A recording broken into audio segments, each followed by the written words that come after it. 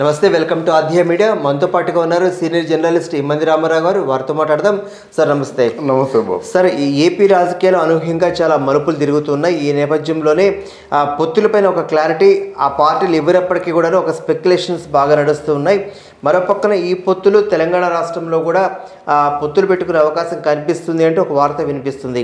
ప్రధానంగా తీసుకున్నట్లయితే TRS party, అదే బీఆర్ఎస్ పార్టీ జనసేనతో కలిసి నడిచే అవకాశాలు కనిపిస్తున్నాయి. దానికి సంబంధించి తెలంగాణ నేతలు కొంతమంది పవన్ కళ్యాణ్తో చర్చలు కూడా జరిపారంటే ఒక వార్త వినిపిస్తుంది. అంటే తెలంగాణలో జనసేన పార్టీకి ఆదరణ ఉన్నమాట వాస్తవమే, కానీ ఇక్కడ అంటే పవన్ కళ్యాణ్కి మ్యాక్సిమం ఫ్యాన్ ఫాలోయింగ్ ఉంటుంది తప్పిస్తే పార్టీ పరంగా కార్యకర్తలు తక్కువ ఉంటారేమో కదా ఇక్కడ తెలంగాణలో.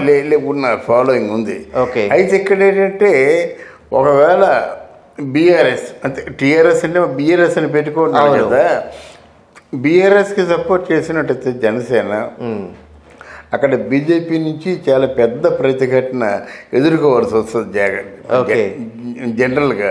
కనుక ఈ పొత్తులు ఇక్కడ తెలంగాణలో తప్పించుకుంటాడు, లేనిపోయిన తజ్జనాలు తలకాయ నొప్పులు ఎందుకని ఉద్దేశంతో తప్పించుకుంటాడు. పోనీ బీజేపీ వాళ్ళు ఏమైనా ఆయనకి ఫ్రీ హ్యాండ్ ఇచ్చారంటే, ఫ్రీ హ్యాండ్ ఒకటి ఉండేది, రోడ్ మ్యాప్ ఒకటి ఉండేది, వాళ్ళ ప్లాన్ ఆఫ్ యాక్షన్ ఒకటి ఉండేది. నేను తెలుగుదేశంతో కలిసి చేస్తున్నట్టు ఆల్రెడీ చెయ్యి, బట్ మీ సమయం ఇచ్చినప్పుడు మీరు చెప్తా ఉంటున్నారు. సమయం ఇచ్చినప్పుడు వాళ్ళ స్టాండ్ ఎటు పక్క ఉంటుంది, వాళ్ళు ఎవరైనా చెప్పారా, ఎవరైనా రమ్మన్నారా? పోనీ రీసెంట్గా ఉన్నప్పుడేమో పవన్ కళ్యాణ్ వెళ్ళి ఢిల్లీలో కలవడమే, కానీ ఇంతమంది కలిసినటువంటి వాళ్ళు పవన్ కళ్యాణ్ని ఫోకస్లో ఉంచినట్టయితే ముందు పవన్ కళ్యాణ్కి కబురు చేస్తారుగా. అక్కడ అల్లూరు సీతారామరాజు విగ్రహావిష్కరణకి ఎందుకు పిలవలేదు? ఓకే. సరే, ఇక్కడేమో ప్రభాస్ను గెలిచారు, తర్వాత ఏమో తారకను కలిశారు, రామోజీరావును కలిశారు. కలిసినప్పుడు ఒక మంచి క్యాండిడేట్ అనుకున్నప్పుడు ఏమో రామోజీరావుని కలవడానికి వెళ్ళినప్పుడు మన పవన్ కళ్యాణ్ తీసుకుని ఎంత గౌరవంగా ఉండేది కదా. దేశం మా కాబోయే తాలూకు ఆంధ్రదేశంలో ఉన్న నాయకుడు, కమాన్ మీ తాలూకు వాల్యుబుల్ బ్లెస్సింగ్స్ ఇవ్వండి అని చెప్పేవాడు కదా. అక్కడ అంటే వీళ్ళ తాలూకు మరి రాజకీయాలు ఏంటో నాకేం అర్థం కావడం లేదు. అంటే ప్రధానంగా తెలంగాణలో ఏం జరిగిందంటే, సుమారుగా ఆంధ్ర రాష్ట్రం నుంచి కావచ్చు, ఇతర రాష్ట్రాల నుంచి వలస వచ్చి తెలంగాణలో 20 లక్షల ఓటర్ల సంఖ్య అనూహ్యంగా ఒక్కసారిగా పెరిగింది.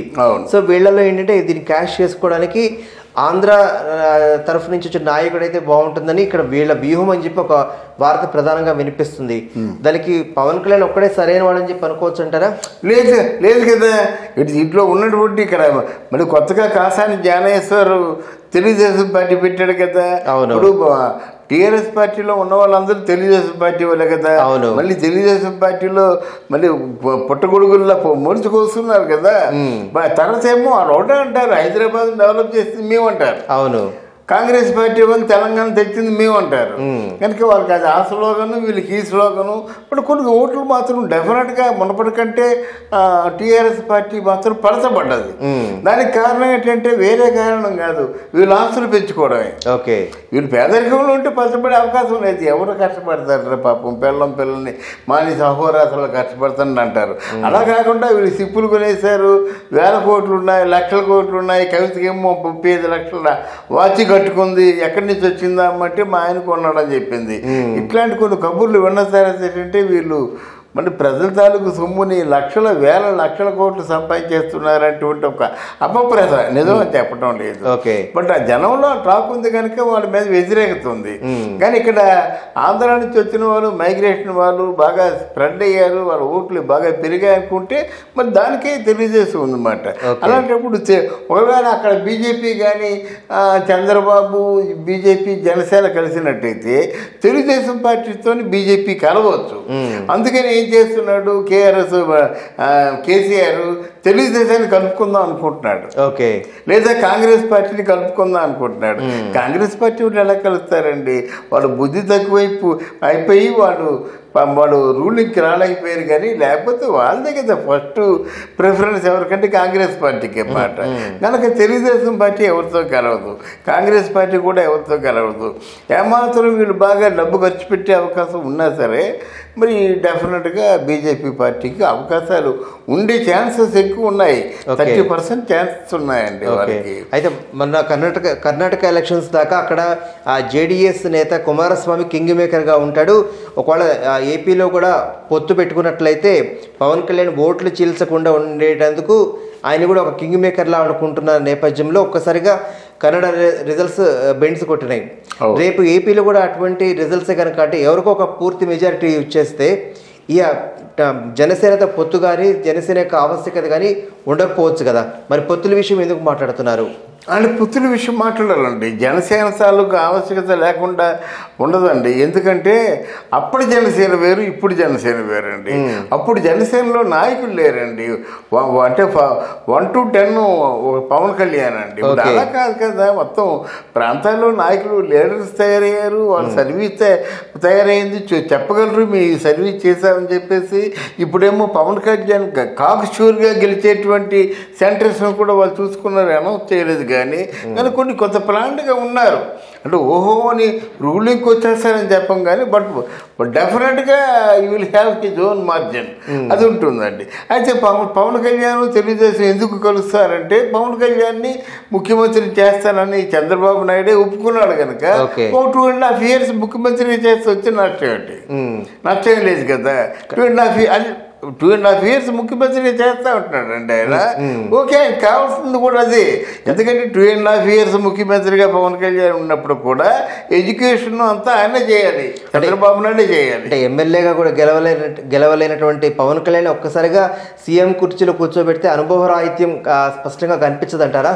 అనుభవరాహిత్యం కనిపిస్తుంది. వాళ్ళే జనసేన తాలూకు వాళ్ళ జనసేన పార్టీ వాళ్ళందరూ ఏమంటున్నారు, నువ్వు సీఎం అయితే మేము ఓట్లు వేస్తా ఉంటారు. అంతేగాని ఎవరినో సీఎం చేయడానికి ఎవరికో హెల్ప్ చేయడానికి మేము ఎందుకు కష్టపడాలి? మేము డబ్బులు తీసుకొని పనిచేయట్లేదు, అంటే స్వచ్ఛందంగా నీ తాలూకు మంచిని కోరి పనిచేస్తున్నాం వాళ్ళు అంటున్నారు కదా.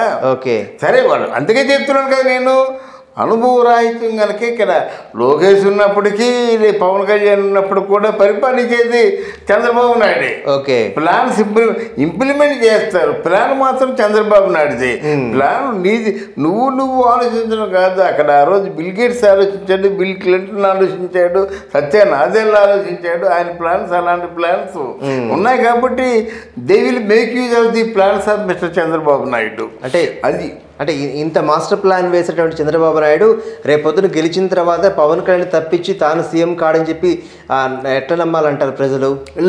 లేదు. ఎందుకంటే ఆయన ముందు జగన్మోహన్ రెడ్డి తప్పుకుంటే చాలనేటువంటి ఆలోచనతో ఉన్నాడు. ఉంటే ఒకవేళ బ్రతికి బాగున్నట్టే నెక్స్ట్ రాబోయేటువంటి 29లో మళ్ళీ ఉంటే లాస్ట్ సీఎంగా ఉంటాడేమో. కానీ ఇప్పుడు ప్రజాస్వామ్య పరిరక్షణ కోసం అక్కడ జగన్మోహన్ రెడ్డి పార్టీని తప్పించాలి. తప్పించి ఇక్కడ పవన్ కళ్యాణ్నో లేకపోతే లోకేష్ బాబునో ఇద్దరిలో ఎవరో ఒకటి పెట్టాలి. లేదా ఇప్పుడు ఈ మధ్య మీకు చూసారో లేదో పురంధరేశ్వరికి యంగ్ అంటే తారక్ కూడా ఆహ్వానాలు అందాయన్నమాట.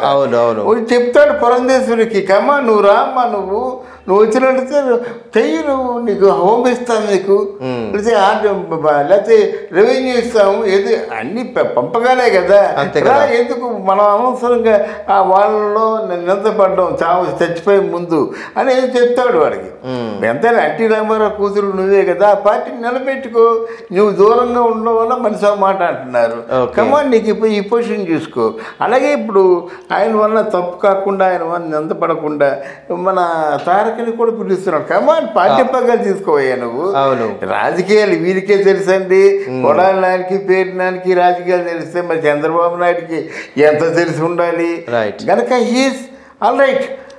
He has got his own plan. Right. Thank you, Andy. Thank you very much.